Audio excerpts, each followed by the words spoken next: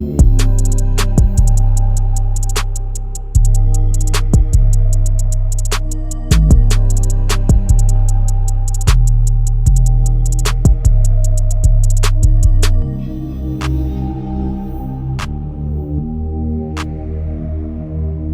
back to the Team to Be Miami Heat podcast, your one-stop shop for daily Miami Heat content. My name is Amir. For today's episode, I kind of have a fairly controversial topic that I want to talk about. The Miami Heat are struggling right now. They're ninth in the East. They are 5 games below 500, and this is the first time they've been 5 games below 500 since the 2021 season. And they've lost 3 in a row, and they are struggling. They are blowing fourth quarter leads against good teams, against horrible teams. They are just not a good team right now. And so my question for this video today is, should the Miami Heat trade Tyler Herro? And the reason I'm asking that right now is for a couple of different reasons. And I'm not going to give my answer right now. I might not even give my answer in the video yet, but this question is for you guys. So Tyler Herro has been amazing this season. He has earned his first All-Star nod with the Miami Heat, and his value is at an all-time high.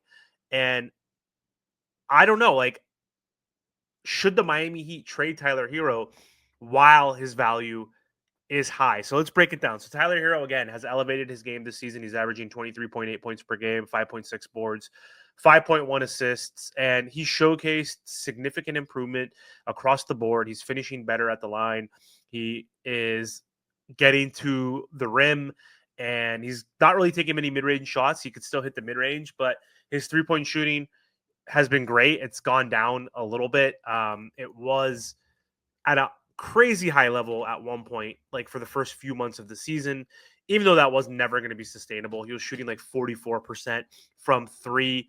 If we look at it now, he is shooting 37%. So he's been playing not that great the last few weeks, and it's just not on him. Like, he's been playing fine, but he's shooting 37%. Like, he was shooting 39% last season, and he is taking more attempts this season, almost 2 more attempts. So that does make a big difference. But either way, he has come back to earth a little bit, and he's had stellar performances, but he's also hasn't been clutch of late in the fourth quarters. And he, out of all the players that have taken X amount of clutch shots in the fourth quarter, he has the lowest field goal percentage compared to all those players right now.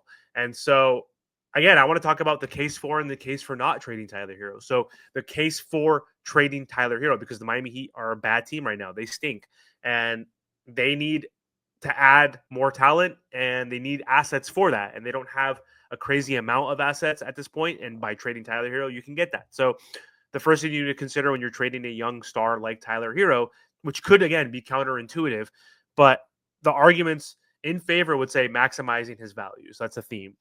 Herro's current performance has elevated his trade value significantly compared to last season when the Trailblazers said they didn't even want him, that he's not valuable, and when his trade value was at the lowest because he was always injured, missing the playoffs, inconsistent. This season, he's been healthy and he's been consistent for the most part, which is a good thing. So the Heat could capitalize on this by acquiring another star or multiple assets and players in return, which could potentially accelerate the Miami Heat's retooling right now, because they're not rebuilding, obviously. They still have Tyler, they still have Bam, they have Wiggins. They have a lot of pieces, but maximizing his value, you can get a lot of assets. Team needs. So despite Tyler Herro's contributions this season, even as an all-star, the Heat have faced challenges this season, currently holding a 29-34 record. Like I mentioned earlier, they're 9th in the East, which is bad. And addressing other areas such as defense, getting a real, like, talented point guard, a real point guard who could score, and maybe even boosting up your interior defense. Kel'el Ware has been great, but the Miami Heat are last in blocks. Like, they don't have any rim protection. So through a trade, they can get a more balanced roster and get guys who are going to be more on expiring contracts sooner, because Tyler Herro is up for an extension pretty soon, and he already has a pretty sizable contract. So again, contract. That's the other piece. So Herro has a lucrative contract right now, and trading him could provide financial flexibility. With the new CBA, it's hard to have more than 2 max players, and once you do that, it depends on who those max players are. Right now, Bam and Tyler are those guys for us, and that's not cutting it. So you want your 2 max best players to be like Jimmy and Steph in Golden State. Like you want like your other like you want Shea, Gilgeous Alexander, and Jalen Williams as your top two guys, or whoever it may be, whatever that duo may look like. But you want guys who complement each other and who contribute to winning. And Tyler and Bam are not doing that right now. We see without Jimmy Butler, they're struggling. So you might need to create some flexibility, and that way you could pursue free agents or other trades. Market opportunities is another piece too. So the upcoming season could present unique opportunities next season. I mean, with several teams looking to rebuild or offload, like the Luka Doncic trade was insane. Whoever thought Doncic would have been traded. If the Mavs could trade Doncic, the Heat could totally trade Tyler. But other teams in general, they're not stupid like the Mavericks, are looking to rebuild, or they have a star that's disgruntled, and Anthony Edwards could say, hey, I don't want to be here in Minnesota. You guys traded away Cat. We're not doing anything. You never know. Sometimes teams offload stars. And packaging Hero in a trade could put them in a position to land a higher caliber talent. So those are the reasons why you do it. The cases against trading Tyler Herro, there are a few on the flip side for sure. One, he's only 25 years old. He just turned 25. He just became an all-star. He's getting more usage. And yes, it's not leading to wins, but it's not just on him. He is keeping this team afloat, essentially, with Bam Adebayo. And it's coaching, it's substitution patterns, it's personnel also, it's injuries. But he is not a finished product necessarily. He's proving that to a certain degree. So continued development. He's 25 years old. He's just entering his prime. His trajectory suggests further growth. Like he has grown with more opportunity, with more usage. And he could benefit from this development. And he could become a perennial all-star like a Devin Booker type. Who knows? The other reason why you don't trade him is because of chemistry and culture. He was drafted by this team. He has been with this team since 2019. He has embodied Heat culture. Like Pat Riley talked shit on him, said he's fragile, and look what he's done. He's only missed a couple games this season. Like he's worked on his body. He's gotten stronger. He's gotten better. So he's resilient. He's adaptable. His rapport with his teammates like Bam Adebayo, Duncan Robinson helps. Like it enhances on-court chemistry, which could help with long-term success. So he's familiar with the system, he's familiar with the organization, and he's part of this culture.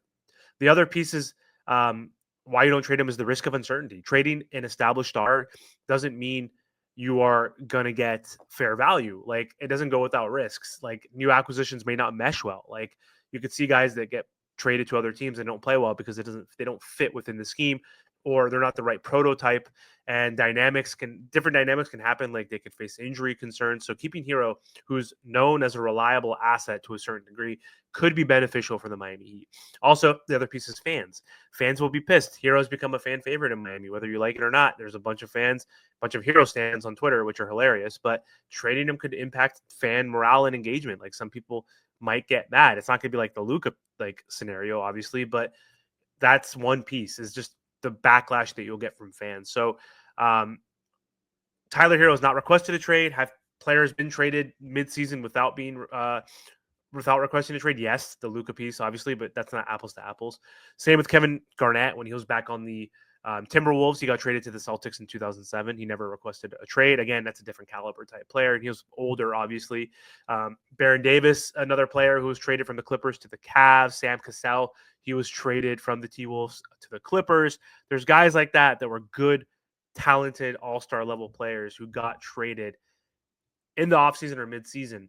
And teams do that. You have to rebuild, you have to retool, you have to go in different directions. And this Miami Heat team is not it. And I'm not saying it's all Tyler Herro's fault, but between him and Bam Adebayo, if you're asking me now, you trade Tyler Herro, you can maybe get 2 first-round picks for him, 3 first-round picks, a couple good players, and build around Bam and see what you can do. So anyway, again, I'm not answering what I would want to do, but that's like a hypothetical.